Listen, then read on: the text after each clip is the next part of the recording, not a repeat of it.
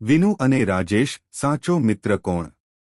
એક નાનકડા ગામમાં વિનુ અને રાજેશ નામના બે પાકા મિત્રો રહેતા હતા.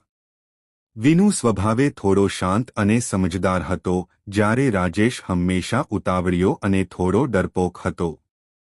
એક દિવસ બંને મિત્રોએ શહેર જવાનું નક્કી કર્યું.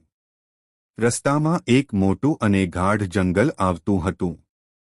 ચાલતા ચાલતા બંને જંગલની વચ્ચે પહોંચ્યા ત્યાં જ અચાનક ઝાડીઓમાંથી અવાજ આવ્યો. મુસીબતની ઘડી. સામેથી એક કદાવર રીંછ તેમની તરફ આવી રહ્યું હતું. રાજેશની ચાલ. રાજેશ ગભરાઈ ગયો અને વિનુનો વિચાર કર્યા વગર દોડીને બાજુના એક ઊંચા ઝાડ પર ચઢી ગયો. વિનુની યુક્તિ. વિનુને ઝાડ પર ચડતા આવડતું નહોતું. તેણે સાંભળ્યું હતું કે રીંછ ક્યારેય મરેલા માણસને નુકસાન પહોંચાડતું નથી. તે તરત જ જમીન પર સૂઈ ગયો અને પોતાનો શ્વાસ રોકી લીધો.